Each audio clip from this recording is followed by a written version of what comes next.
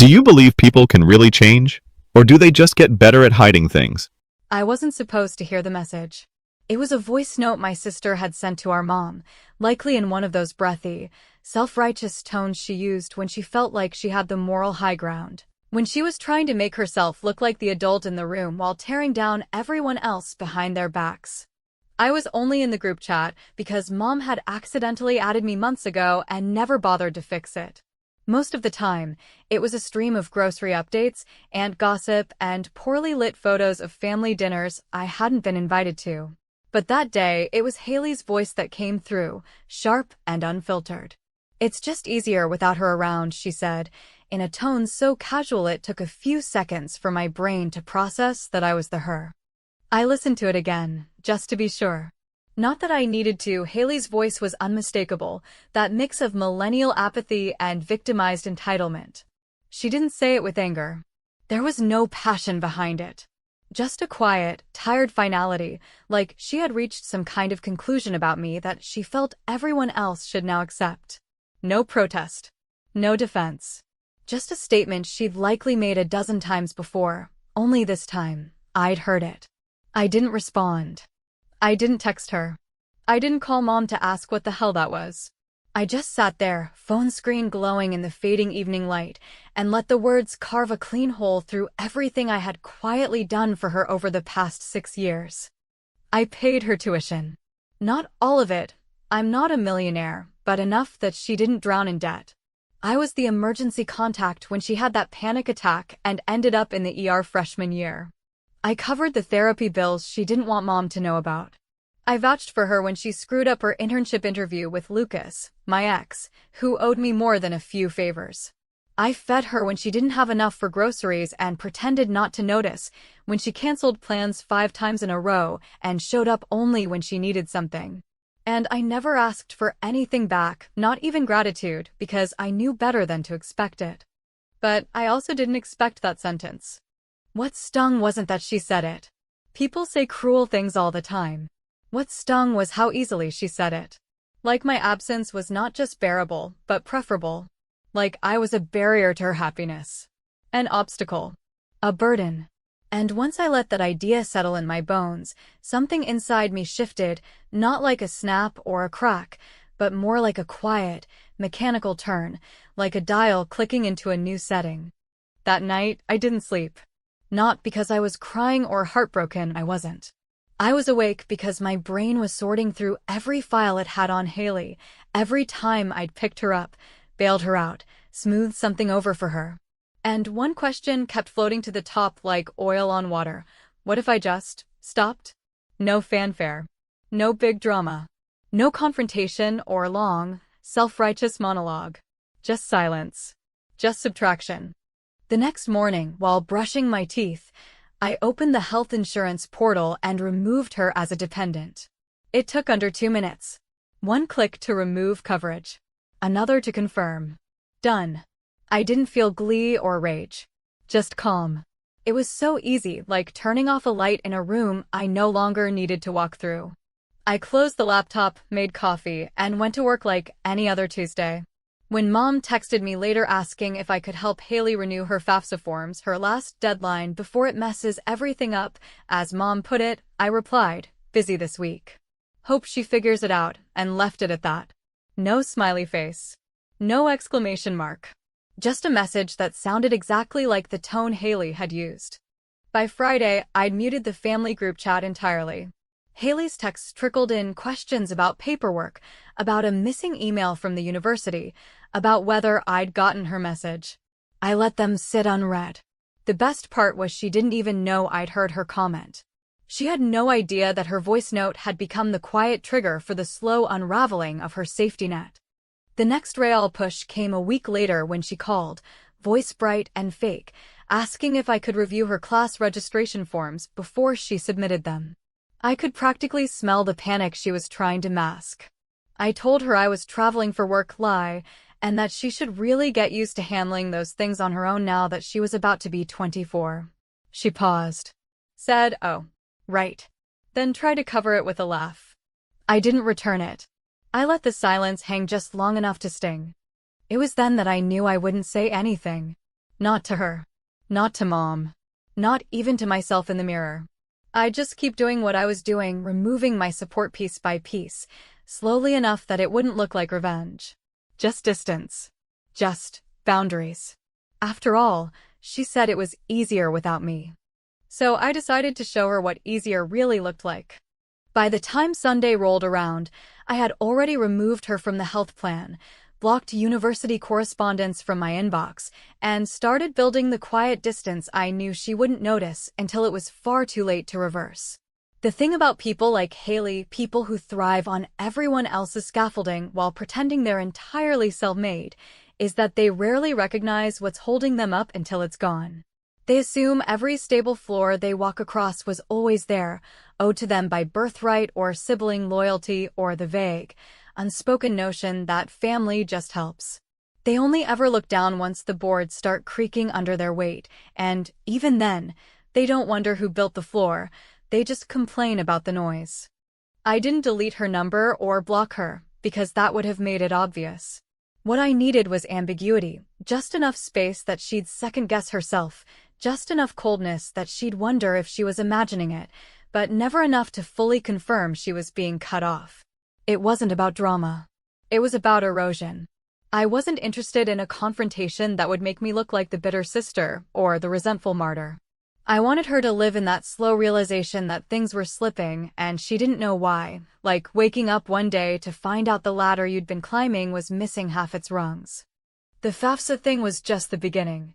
When she texted again the next day asking if I had a copy of her old W-2 form, because apparently she'd thrown hers out and now needed it to finish the application, I let the message sit for exactly 2 hours before replying with a simple, "Don't think I do anymore. Check with your employer." She replied with a sad face reaction, as if that somehow qualified as emotional labor. I turned off reactions in my iMessage settings and went back to my coffee. It was almost too easy. But I wasn't being petty, at least not in the way most people define the word. I wasn't out to humiliate her or make her grovel. What I wanted was accountability, something she had managed to avoid her entire life by casting herself as the baby of the family, the delicate one, the one who wasn't as put together or as strong as her older sister. It was an image she weaponized beautifully, and I had enabled it for far too long out of guilt, out of habit, out of some misguided belief that protecting her was the same thing as loving her. But love without limits is just servitude, and I was done being her invisible maid. What she didn't know was that her university had already contacted me about the Parent Plus loan we'd jointly signed 3 years ago, and I'd quietly withdrawn my consent for renewal. They'd need a new guarantor, or she'd need to take out a different loan, one with higher interest, one she might not even qualify for without a co-signer. I didn't reply to the university's follow-up email. I didn't warn her. I didn't soften the blow. I just let the administrative wheels turn. It was the kind of revenge you could fold into a spreadsheet, clinical, silent, and completely untraceable. I began keeping a list, not a spiteful one, not a tally of wrongs, but a log of every single time I had stepped in to rescue her over the past decade. It was more for me than anyone else, a form of emotional inventory that helped me see just how much I had given without acknowledgement. When you list things out, monthly payments, job referrals, calls to professors, late-night drives across town to pick her up from some disaster, it becomes harder to pretend the scale wasn't tilted. I looked at the list every morning before work, not to stoke anger, but to reinforce clarity. It was a reminder that I wasn't the villain here. I was just tired of playing the silent hero. Mom, of course, was starting to catch on not to the full extent of what I was doing, but to the shift in tone. She left me a voicemail on Wednesday that was somehow both cheerful and edged with suspicion, like she was trying to coax me into saying something she could use to piece things together. Haley said she hasn't heard from you as much lately, she said, as if I had been absent from a weekly book club and not the central beam holding up her daughter's entire young adulthood. Everything okay, hon? I didn't answer. I just texted back, all good. Just busy, and left it hanging like a painting with no frame. The thing is, it wasn't just about what Haley had said, it was about what she meant. When someone says life is easier without you, they're not just dismissing your presence. They're erasing your value. They're pretending that your absence would create peace, when in truth it would leave a crater they don't have the tools to fill. I wanted her to experience that absence, not as punishment, but as education. I wanted her to feel, for the first time, the weight of her own life without a safety net quietly cushioning every fall. And fall she did, though not all at once. It was subtle, a slow unraveling of convenience. I watched it from a distance, the way someone might watch a tower of playing cards begin to shudder before the collapse. A missed deadline here. A bounced payment there. Confused texts that grew more desperate. Did you update my info with Blue Cross? Hey, the school's saying my loan didn't go through. Do you know anything? Why is Lucas ghosting me? I didn't respond. I just watched the tower tremble. What she didn't know was that I'd also spoken to Lucas, briefly, casually, under the guise of catching up. He mentioned Haley had asked for another favor, another connection, another recommendation she hadn't earned. I simply said, interesting, and changed the subject. That was all it took. Lucas isn't a cruel man, but he's not a fool either.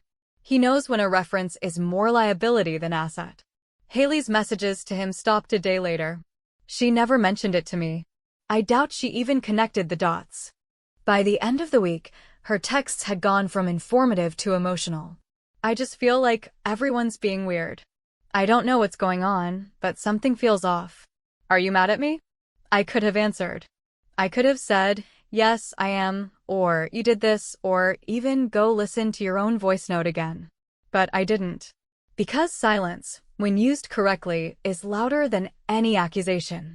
She asked for a life without me. I was just showing her what that looked like. It started, as these things often do, not with a single dramatic blowout, but with a series of smaller failures, each one a thread unraveling from the cheap fabric of the life she had stitched together with my thread and needle. Never once wondering who was actually doing the sewing. The first indication that Haley was losing her grip came in the form of a half-polite, half-desperate email forwarded to my inbox from her university's financial office. It was a simple notification: a form had been declined, a loan had been flagged, and additional information was required from a cosigner who had, for some reason, suddenly withdrawn their consent. It was signed with a bland, "Please respond within 5 business days," but what struck me was the timestamp. The email had been sent on a Thursday. I received no message from Haley until Sunday. By then, she must have realized something was wrong, but her tone, at least initially, was still wrapped in that slippery sibling charm she had relied on since childhood. "Hey, weird thing," she wrote. "Looks like there's some issue with my FAFSA and the loan stuff. Did you get anything about it? Probably just a tech glitch. Can you check?" I read the message 3 times, not because I didn't understand it, but because I couldn't get over how casually she framed the situation. A weird thing. A tech glitch. The kind of language people use when they know something is wrong but aren't ready to admit they might be the reason. I didn't reply that day. I told myself I would think about it, maybe respond with something vague just to stall. But I didn't. I left the email there, sitting unread in her sent folder, a quiet monument to the beginning of her reckoning. By Monday, the tone had shifted. I just got a call from the financial office. They said the loan wasn't processed because of some missing consent. Can you please check on your end? I'm literally freaking out. There it was. No more smiley faces. No more casual phrasing. Just panic, in all caps, like a blinking light on a dashboard that had been ignored for too long. I still didn't respond, not because I wanted her to suffer, but because I wanted her to sit in it, just for a moment, and feel what it was like to face consequences without the certainty that someone would show up to clean them away. She had never known that feeling before. Every disaster, every bad grade, every broken lease or missed payment had landed softly because I had padded the ground in advance. She didn't know what it meant to fall. Not really. That week, the texts came in bursts, frantic, scattered, emotionally unstable. I talked to Mom. She said she doesn't know anything either. Can we talk? I need this class to graduate. If I lose my place, I can't get into the program next year. Why aren't you answering me? I muted the notifications, not out of cruelty, but because I needed silence to think. I found myself replaying that voice note in my head at night, that one careless sentence, "It's just easier without her around," and each time, it hardened my resolve a little more. It wasn't about revenge anymore. It was about observation. I wanted to see how long she could last without the invisible scaffolding I'd built beneath her life. Mom finally called on Wednesday. She tried to sound neutral at first, asking how work was going, if I'd been sleeping okay, whether I'd talked to Haley recently. I gave her one-word answers: fine, yes, no. She hesitated, then pivoted into what she really wanted to say. Haley's having a bit of a hard time, she said, with that performative sigh she used when trying to get me to feel guilty without actually saying the words. She said she hasn't been able to get in touch with you. Did something happen between you two? I smiled, though she couldn't see it, and replied, not that I know of. It was technically true. Nothing had happened. No fight. No betrayal. Just subtraction. Just absence. What Mom didn't know, and what Haley hadn't figured out yet, was that I'd also quietly pulled a few strings in the background. The internship she'd applied for through Lucas, yes, that Lucas, my ex, the one she had been so smug about after I introduced them, was no longer an option. He had reached out to me the week before, asking if I could offer a personal endorsement. She says you two are really close, he'd written, clearly fishing for confirmation. I didn't reply directly. Instead, I sent him a screenshot of the voice note transcript, the one where she'd wished me out of existence, with no context and no explanation. Just the words. His response was short. Message received. And just like that, the offer quietly vanished. No rejections. No explanations. Just a ghosted application and a closed door. Haley must have realized something was off when she followed up and got nothing back. That's when the social media posts started. Not targeted, not explicit, but just vague enough to drip with passive aggression. Sometimes the people who say they love you the most are the first to abandon you. Note to self, you can't count on anyone. Family isn't always blood. I didn't respond. I didn't like. I didn't even look. But friends sent me screenshots, and Mom, of course, called again, this time tearful, confused, desperate to understand what was going on. She's not okay, Natalie, she said, voice shaking. She's crying every night. She says you're punishing her. I didn't say no. I didn't say yes. I just let the silence hold the weight of everything she didn't want to admit. By Friday, the tears turned to apologies. Haley texted me what must have been the 5th attempt at a truce. Look, I'm sorry, okay? I don't even remember what I said that pissed you off, but I'm really sorry. I'm just overwhelmed. Everything's falling apart, and I don't know why. And that was the moment I realized something important she still didn't know. She still hadn't pieced it together. She was flailing in the dark, lashing out at ghosts, and blaming the universe instead of facing the one truth she refused to confront, that the absence she had wished for had finally arrived. And it wasn't angry. It wasn't loud. It didn't throw things or scream. It just stopped catching her. It was the 5th text in a row, one long, rambling monologue from Mom, drenched in just the right amount of emotional blackmail, faux concern, and performative neutrality, that finally made me put the phone face down on the kitchen counter and walk away. I remember the moment precisely because I had just poured myself a glass of wine, not for the ritual or even the flavor, but because the silence in my apartment was starting to buzz with a low, vibrating pressure, like an engine idling beneath the floor. The messages had begun 2 days prior, gradually at first, trickling in like small beads of guilt-shaped rain, until they swelled into a full emotional flood designed to do what my mother had always done best: erase the facts with feelings, bury my choices under the weight of someone else's crisis, and insist, as she always had, that the older child should be the one to take the high road, no matter who had started the fire. The texts weren't confrontational, at least not directly. That was never Mom's way. Instead, she coded her disappointment in concern, wrapping it in phrases like, "I know your heart," and "this isn't like you," and "Haley's really struggling, but I know you care deep down." She was trying to tap into the version of me that had, for so many years, played the dutiful daughter, the fixer, the emotional translator between a mother who couldn't regulate her anxiety and a sister who manipulated it like a skill she'd practiced since birth. But what Mom never seemed to grasp, What she refused to acknowledge even now was that caring doesn't mean surrendering, and being family doesn't mean being complicit in someone else's refusal to grow up. Haley, from what I could gather through the increasingly frantic updates, had begun to unravel at a much faster pace. The unpaid tuition issue had escalated into a full financial hold on her account, which meant she couldn't register for the upcoming semester, which meant her scholarship was at risk of being revoked. She had apparently called the office crying, demanding answers, and when none came, she turned to the one person who had always answered without hesitation. Except this time I didn't. And the absence, it seemed, had begun to echo. Mom's voice messages were worse than the texts. I didn't always play them, but sometimes I let them run on speaker while I brushed my teeth or cleaned the dishes, letting her monologue fill the space like background noise, an ambient track of guilt and confusion. "I just don't understand what's happening between you two," she would say, in that brittle, breathy tone she used when trying to make herself sound smaller than the problem. "She's been crying every day. She's not sleeping. She said you won't even talk to her. Then, the kicker, you used to be so kind, Nat. So warm. What happened to that version of you?"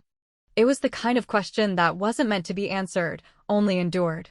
But I found myself thinking about it more than I wanted to. What had happened to that version of me? Had she vanished, or had she finally evolved into someone who understood that kindness without boundaries isn't noble, it's self-harm? I wasn't colder. I wasn't crueler.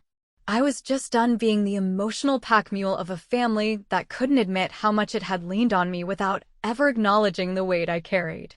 Haley's latest message broke the usual pattern. It wasn't an ask. It wasn't an apology. It was an accusation, sharp and direct. "I don't know what your problem is, but I'm done trying to fix it. You clearly hate me. So fine. Be a stranger." I read it twice, then deleted it without replying. What she didn't realize, what none of them seemed to realize, was that being a stranger wasn't the punishment she thought it was. In fact, it felt like freedom. For the first time in years, I wasn't budgeting part of my mental energy for her crises, her tantrums, her chaos.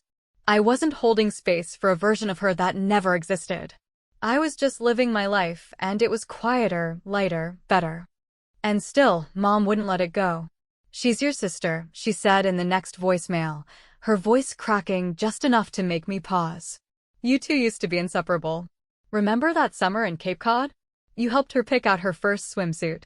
You protected her from the ocean like you were her bodyguard. It was always like that with Mom, weaponizing memories, turning nostalgia into obligation. But what she never asked was why I had been her bodyguard in the first place. Why it was always my job to protect, to provide, to fix. I wasn't older by choice. I was older by circumstance, and for too long, I had confused that with responsibility. So I stopped. Not loudly. Not angrily. Just stopped. That week, I donated the money I had been setting aside for Haley's rent to a local women's shelter that provided emergency housing for college-aged women. It wasn't an act of cruelty, it was an act of reallocation. If I was going to help someone, it would be someone who saw the help as a gift, not a given. I didn't post about it. I didn't brag. I just wired the money and deleted the rent reminder from my phone. I didn't owe Haley a soft landing anymore. I had already given her more than most siblings ever do. And now she was going to learn what it meant to stand alone. The final message from Mom that day was quieter. Almost defeated. "I don't know what to say to her anymore," she said. "She's not herself. She's angry and sad and small. I keep thinking about how proud you used to be of her. What changed?" I didn't respond. Because the truth was simple and painful and too honest to text, nothing changed. I just finally saw it for what it was. And I wasn't going to unsee it. She stood in the hallway outside my apartment door holding a wrinkled manila envelope, her mascara smudged in soft arcs under each eye like two parentheses of regret. Her posture hunched forward the way it used to get when she was younger and trying to look smaller than the trouble she had caused. I had ignored the first round of buzzing on the intercom, assuming it was a delivery or a neighbor locked out, but the second and third came with that aggressive rhythm only someone who knew they had your attention would use, and by the fourth, I opened the security cam feed on my phone, expecting a stranger, only to be met with a familiar shape made unfamiliar by the sheer discomfort radiating from every inch of her. She didn't speak immediately when I opened the door. She just stood there for a beat too long, like a child waiting to be told whether they could come inside after breaking something expensive. I could have made her wait longer. I could have left her standing there until the hallway lights shut off and she was left in that silent, institutional glow of half-lit, fluorescent disappointment. But I didn't. I stepped aside, held the door open without a word, and let her walk in like she still remembered the layout, like the space hadn't changed in the months she'd spent pretending I didn't matter. She moved with that brittle carefulness people adopt when they're trying not to appear desperate, though the desperation leaked from her in waves, visible in the trembling of her fingers as she clutched the envelope to her chest like it held some sacred document, some binding proof that her collapse wasn't entirely her fault. She sat down before I offered, exhaled like she'd been holding her breath for weeks, and said, I didn't know who else to go to. It wasn't an apology, and I didn't treat it like one. I watched her as she fumbled with the flap of the envelope, pulling out a mess of bills, printouts, late notices, and hand-scrawled letters from the university, each one marked in bold with deadlines she had already missed. She spread them across my coffee table like evidence in a trial she hadn't prepared for, her eyes scanning them with a practiced helplessness I knew too well, as if the papers themselves would suddenly leap up and offer solutions. I tried, she said, her voice so soft it barely made it across the table. I really did. I thought I could handle it. But it's too much. Everything's just too much. I didn't speak. I waited. Because I knew what she wanted wasn't advice or logistics, she wanted absolution. She wanted the version of me who used to drop everything and dive into her messes with a spreadsheet in one hand and a checkbook in the other. But that version of me was gone. Or maybe she'd never really existed in the way Haley believed. Maybe she was just the result of a system so lopsided that I had confused rescue with routine. I know I messed up, she continued, her fingers now folded together so tightly her knuckles were white. I didn't mean what I said. That voice note, I was just venting. You know how people say dumb stuff when they're overwhelmed. I nodded, slowly, because yes, I did know. I knew all about how people excuse cruelty with stress, how they dress up betrayal in the language of fatigue and frustration. But what she never understood was that intention doesn't erase impact. A knife doesn't cut less deeply because it slipped. You said it's easier without me, I finally replied, my voice steady in a way I hadn't felt in weeks. You didn't say it in anger. You said it like a fact. Like something you'd believed for a long time. She opened her mouth to interrupt, but I held up a hand, just once, and she stopped. You got what you asked for, Haley. A life without me. No safety net. No backup plan. Just you.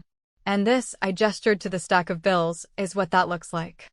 She sat back, her lip quivering, and for a brief second I thought she might lash out, might accuse me of being cold, of abandoning her, of holding on to a grudge like it was some kind of power trip. But what she said instead was quieter and far more telling. I thought you'd come back eventually. I thought you just needed space. The honesty of it was almost painful, not because it surprised me, but because it confirmed exactly what I had suspected. She hadn't changed. She had just waited for me to reset the cycle. I'm not your reset button, I said, leaning forward so she had to meet my eyes. I'm not your fallback or your emergency fund or your free therapist. I was those things for too long, and I never asked you to thank me for it. But I'm not doing it anymore. Not because I hate you, and not because I want you to fail, but because you have to learn how to survive without someone cleaning up behind you. She cried then, not loudly, not performatively, but with a quiet intensity that made me want to look away. Not because it made me uncomfortable, but because it reminded me of all the times I had mistaken those tears for progress. I stayed seated. I didn't reach out. I didn't hug her or hand her a tissue. I let her sit in it. A few minutes later, she stood, wiped her face with the sleeve of her hoodie, and said, I don't know how to fix it. I nodded. That's not my job anymore. She left the envelope behind, maybe hoping I'd look through it later and swoop in like I used to. I didn't touch it. I slid it into the recycling bin that evening without opening a single page. The next day, I got a text from Mom, just a single line. She came home. She's not doing well. I didn't reply. Weeks passed. Then a month. Haley didn't reach out again. Neither did Mom, except for one birthday text that read like an obituary for a relationship that had quietly expired. I didn't respond. Not out of malice, but because there was nothing left to say. The silence had done its job. And sometimes, in the quiet of the evening, when my apartment is still and the city outside hums like a distant memory, I wonder if she'll ever truly understand what she lost. Not just my help. Not just my support. But me, the version of me who always showed up, always forgave, always put her needs ahead of my own. Maybe she will. Maybe she won't.